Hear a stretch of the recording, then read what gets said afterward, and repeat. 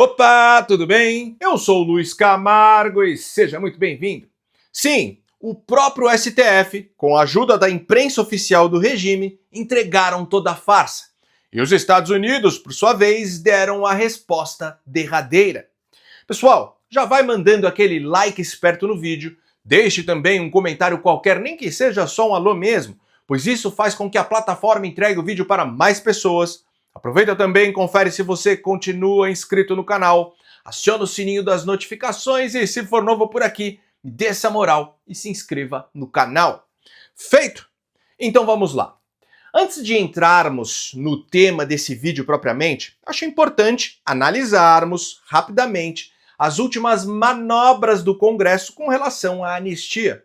Bom, como você já deve saber, nesta quarta-feira, a Câmara aprovou dar regime de urgência ao projeto de lei da anistia. Sim, 311, não, 163, 7 abstenções. Está aprovada a urgência para a apreciação do projeto de lei número 2162 de 2023. Porém, o entusiasmo esfriou rapidamente quando o presidente da Câmara, Hugo Motta, escolheu como relator o deputado Paulinho da Força, uma das figuras mais decrépitas do centrão fisiológico, condenado pelo STF a 10 anos de prisão por desvio de dinheiro público e historicamente próximo de Lula. E como se não bastasse, o argumento de Motta para a escolha é que o parlamentar mantém boas relações com Alexandre de Moraes. E em uma declaração que talvez seja a mais absurda do ano, Paulinho admite que vai conversar com ministros do STF sobre o texto do projeto de lei. Primeiro-ministro que o senhor vai procurar, se vai ser o ministro Alexandre de Moraes. Não sei, eu tenho uma relação com o Alexandre desde quando ele era só advogado, né, antiga, de São Paulo. Então acho que ele é um dos que a gente vou conversar com o ministro Gilmar. O ministro Gilmar é uma pessoa que hoje, de certa maneira, conversa sempre com a Câmara, com o Senado. Enfim, tentar convencer o Supremo de que nós precisamos pacificar o país. O país não aguenta mais essa polarização. E para pacificar, vai ter que ser uma coisa que talvez as pessoas não concordem muito, mas que é aquilo que o país precisa. Então vamos conversar com o Supremo também, se for o caso. Se tiver dificuldade, se a gente perceber que tem algum ruído no Supremo, para que a gente possa pacificar. Existe algum risco desse projeto não ser votado? Zero. Ou seja, Paulinho expôs que o STF virou uma instância de negociação política. Votamos a cada 4 anos, mas quem decide de verdade são os pseudo-juízes que ninguém elegeu. Diante disso, a imprensa tem cravado que o texto que será aprovado não contemplaria Bolsonaro e que se trata de uma anistia que não é anistia, mas sim uma diminuição de pena para os condenados de 8 de janeiro. Mas a verdade é que nada está decidido. O regime de urgência foi aprovado sim, mas o texto final ainda é um borrão em aberto. E sem a bancada do PL, não há voto, não há projeto, não há anistia. Preste atenção nessa fala do Paulo Figueiredo. Se a ideia é de que não há possibilidade de anistia ampla geral restrita, eu devo deixar muito claro, essa anistia meia-boca não vai resolver os problemas do Brasil, pelo contrário, vai aprofundar os problemas. Então a nossa orientação aqui nos Estados Unidos, e eu aposto que o PL vai segui-la, é de que um texto de uma anistia que não seja ampla, geral e restrita será rejeitado. Ah, mas Paulo, se for rejeitado a gente não terá nada. Paciência. Essa não é a anistia que o Brasil precisa. E não é por razões muito simples. Primeiro que ela não pacifica o país, não resolve o problema da pressão das pessoas politicamente perseguidas. E uma vez que não faz isso, não tem efeito algum em reverter, por exemplo, as sanções americanas contra os ministros do Supremo Tribunal Federal e as tarifas contra as exportações brasileiras. Não se preocupem, Paulinho da Força pode falar o que ele quiser, mas quem decide essas coisas não é o relator. O relator não é um super-homem que decide unilateralmente qual vai ser o texto votado. Muito pelo contrário, quem decide é a maioria. Há uma série de instrumentos regimentais para você aprovar a anistia ampla, geral e restrita, mesmo que o Paulinho da Força não queira, inclusive a possibilidade de trocar o relator. Por isso que eu estou dizendo, não se dê por derrotado. Parte do sucesso vai depender da pressão, da cobrança que você fizer ao seu deputado. E essa pressão tem que ser feita. Eu já disse, sem o PL, fiquem tranquilos, sem o PL na jogada, nenhum texto é aprovado. Então, se eles quiserem escantear a direita para propor uma anistia light deles, também não vai dar certo. Vamos ter aí, ele está falando de mais 2 semanas, eu acho que mais 3 ou 4 de discussão. Se a oposição não se dobrar aos acordos obscuros e manter o texto que concede uma anistia ampla, geral e irrestrita, que é o único caminho capaz de recolocar o Brasil nos trilhos constitucionais, o projeto tem tudo para ser aprovado. A expressiva votação favorável à urgência do requerimento demonstra isso. E como falei no vídeo anterior, aprovada no Congresso, Alexandre de Moraes entrará em uma armadilha perfeita. Pois se o STF entender que é melhor não comprar essa briga com o Legislativo e acatar a anistia, fica mais do que provado que Alexandre de Moraes de fato estabeleceu uma ditadura no país. Pois historicamente a anistia é concedida apenas em situações onde pessoas foram punidas em regimes de exceção, como foi o caso da anistia de 79. Agora, se para proteger Alexandre de Moraes o STF considerar o projeto inconstitucional, ou se a Câmara passar uma anistia de Taubaté que não contemple Bolsonaro e que apenas diminua as penas dos condenados, os Estados Unidos aumentarão a pressão, com mais sanções, isolamento diplomático e o não reconhecimento do resultado das urnas em 2026. Isso sem contar que a coisa pode escalar para uma investida militar, como já deixou claro a porta-voz da Casa Branca, Carolina Levitt. The president has shown some concern around President Bolsonaro, who's being prevented from running. All of this is coming in the context of increased censorship of online platforms, of American platforms, and efforts to censor Americans. We're very grateful that the president has imposed Magnitsky sanctions on the judge. Is the president considering additional actions given that it appears that they're going to end up with a conviction against President Bolsonaro, preventing him from running? Is he considering doing anything about this? I don't have any additional actions to preview for you today, but I can tell you this is a priority for the administration, and the president is unafraid to use the economic might, the military might of the United States of America to protect free speech around the world. Agora sim, vamos ao que interessa: entender como o STF entregou toda a farsa e qual foi a resposta derradeira dos Estados Unidos. Bom, enquanto a esquerda se esforça desesperadamente para sustentar o teatro de que os supremos togados estão imunes às sanções, de que não se importam em perder o visto americano e que sempre restará Paris, eis que Barroso sobe à tribuna e entrega um espetáculo patético, um discurso choroso, digno de um adolescente ressentido que levou bronca dos pais. Talvez a súbita melancolia tenha surgido quando lhe veio à mente o detalhe incômodo do seu apartamento de 22 milhões de reais na cobiçada ilha de Key Biscayne. Eu nunca havia abordado aqui, prezados colegas, mas acho que não gostaria de virar as costas a esse problema, a questão das sanções.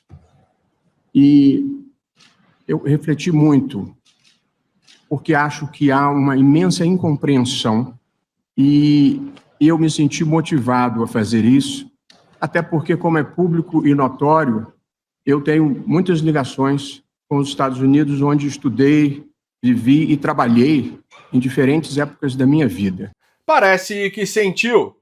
Mas passado as lamentações, o ministro Ben Barroso já começou a mentir como se não houvesse amanhã. Portanto, a ideia de que tenha sido uma farsa, de que seja perseguição política ou de caça às bruxas, é uma narrativa que não corresponde aos fatos. E, portanto, acho que é meu papel como presidente do Supremo restabelecer a verdade dos fatos, porque é o máximo que a gente pode fazer na vida, restabelecer a verdade dos fatos. Portanto, nesse contexto, é profundamente injusto punir o Brasil, punir os brasileiros, punir as empresas brasileiras, punir os trabalhadores brasileiros por uma decisão que foi amplamente baseada em provas acompanhadas por toda a imprensa internacional. Talvez Barroso imagine que o governo americano seja composto por um bando de otários. Mas se estamos falando de um julgamento sério e não de uma farsa ou de uma caça às bruxas, alguém precisa explicar em qual democracia um juiz pode ser ao mesmo tempo vítima, acusador e investigador. Como justificar que milhares de brasileiros sem prerrogativa de foro estejam sendo julgados diretamente na Suprema Corte, privados do direito de recorrer em outras instâncias? E mais, se Bolsonaro é ex-presidente, por que não pode ser julgado na primeira instância, exatamente como aconteceu com Lula? É ex-presidente, mas está sendo julgado como tal. Porque se é ex-presidente, deveria ir para o juízo de primeiro grau. Agora, se o entendimento é que Bolsonaro está sendo julgado como presidente, por que não foi julgado pelo Pleno da Suprema Corte? E onde estão as provas que ligam Bolsonaro a uma tentativa concreta de golpe? Todos esses elementos conduzem à inescapável conclusão de que não há provas suficientes para imputar ao réu Jair Messias Bolsonaro os crimes de tentativa de abolição violenta do Estado Democrático de Direito, 359, golpe de Estado, dano qualificado pela violência grave e ameaça contra o patrimônio da União e com considerável prejuízo para a vítima, artigo 163, parágrafo 1 do CP, e deterioração de patrimônio tombado, artigo 62.1 da Lei Ambiental 9605. Você já deve ter visto algum filme americano de julgamento. Eu particularmente gosto bastante. Acompanhar o confronto acalorado entre advogado e promotor é uma receita de sucesso em qualquer roteiro de Hollywood. E por causa da popularidade desses filmes, todo mundo tem uma ideia muito clara do papel do juiz, do advogado e do promotor em um julgamento. Você jamais verá um juiz fazendo qualquer discurso sobre o caso, demonstrando de que lado está, muito menos apresentando provas contra o réu. Quem faz isso é o promotor. O juiz tem uma postura passiva, onde ele apenas analisa o que lhe é apresentado. E mesmo assim, as provas que um promotor apresenta durante um julgamento já foram previamente analisadas pelo advogado de defesa. Esse seria o devido processo legal. Mas no regime que tomou nosso país de assalto, Alexandre de Moraes, para tentar descredibilizar o voto de Luiz Fux e assim supostamente provar a culpa do ex-presidente, exibiu um vídeo em que Bolsonaro, em discurso na Avenida Paulista no 7 de setembro de 2021, dirigiu duras críticas ao próprio STF e a ele, pessoalmente. E rapidamente agora sim, rapidamente, como eu disse, presidente, uma imagem vale mais do que 1000 palavras. Por favor. Nós começamos com... No nosso Supremo Tribunal Federal. Se isso não é ameaça, grave ameaça... não acontece.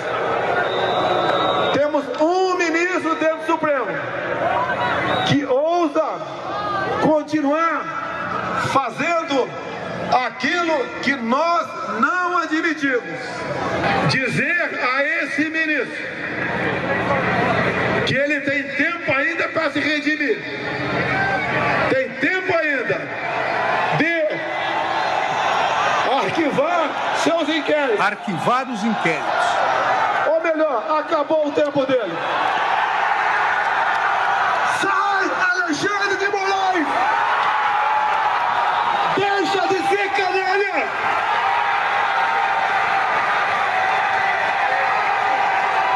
Deixe de oprimir o povo brasileiro!